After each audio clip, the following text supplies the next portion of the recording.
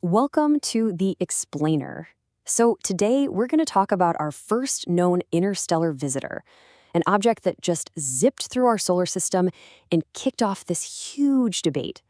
I mean, was it just a weird natural thing, or did its very presence make us question how we even do science? Okay, so let's just dive right into this cosmic detective story. Because, this wasn't just another rock. This thing forced us to ask some really big questions about what's actually possible out there in the universe, and maybe even more about how we, as humans, react to something that's truly, deeply unknown. So, picture this. It's October 19th, 2017. Astronomers using the Pan-STARRS 1 telescope out in Hawaii spot something moving, fast, like really fast. And they pretty quickly figured out its path meant it was not from around here. So they gave it the name Oumuamua, which is just perfect because it's a message we are still trying to figure out. And here's the catch. Our window to actually see this thing was, well, it was incredibly short. It had already swung around the sun and was on its way out of the solar system by the time we even spotted it. In just a few months, poof, it was gone, too faint to see, leaving us with this really precious but super limited set of clues. But the more scientists looked at the data they did get, the weirder Oumuamua got. It wasn't just where it came from that was odd. It was how it was acting. And all these strange little details started adding up to this one huge cosmic riddle. And this slide, wow, it really gets to the heart of the problem. You see, it was accelerating away from the sun, getting this slight push, which is total classic comet behavior. But here's the thing. Unlike a comet, it had no visible gas or dust tail. None.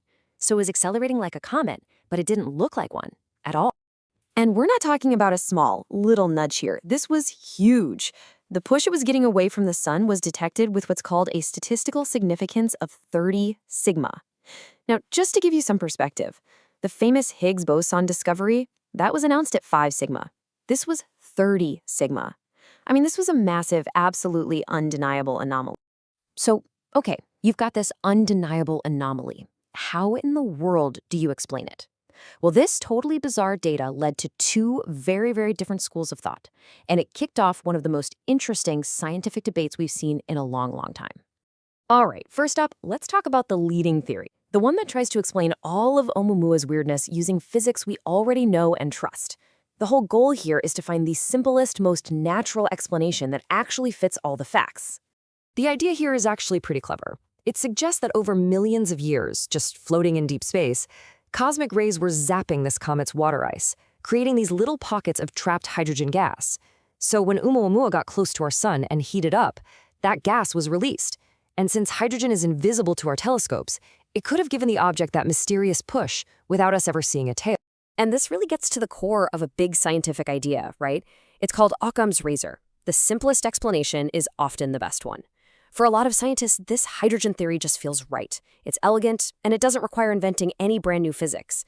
And if it's true, it means our galaxy could be full of these hydrogen icebergs, a whole new type of object we never even knew existed. But not everyone was buying it.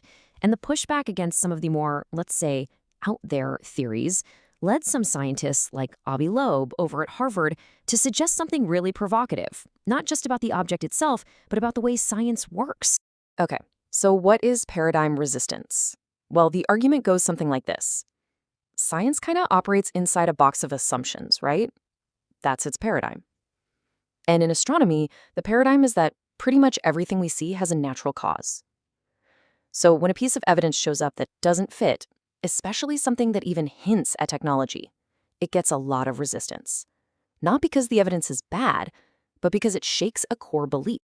And this framework suggests the resistance isn't just about pure logic. It gets amplified by cognitive biases that just make us prefer familiar explanations.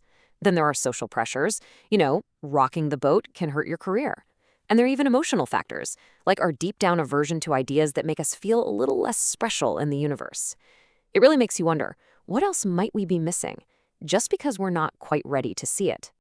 And look, this isn't some new phenomenon. This has happened before in science, big time, when a scientist named Dan Shechtman discovered quasi-crystals, which basically broke the known laws of crystallography. He was laughed at by giants in his field, including the guy who said this quote, Linus Pauling. It took decades, but Shechtman's discovery eventually won the Nobel Prize. It's a great reminder that the establishment isn't always right. Okay, so you've got these two very different camps, totally divided. How do you settle it? Well, there's really only one way. You need more data. And that brings us to the next part, the actual pursuit, and how we could get a real answer. But there's a pretty big problem, right? The thing is already gone. It's just racing out of our solar system at an insane speed. It's way beyond where our best telescopes can see it. So how could we possibly get a closer look? Is that even possible? But the answer, and this is what's so incredible, is yes, we could. While Oumuamua is definitely moving faster than our fastest probe ever, Voyager 1, we actually have the technology right now to build a spacecraft that could go over 70 kilometers per second, fast enough to chase it down and actually overtake it. And this is the whole point of something called Project Lyra. It's an initiative by the Institute for Interstellar Studies. And their research, which has been published in peer-reviewed journals, has laid out several real, workable mission plans to go intercept our mystery visitor. I want to be clear, this isn't some sci-fi dream. This is based on real tech that we have right now.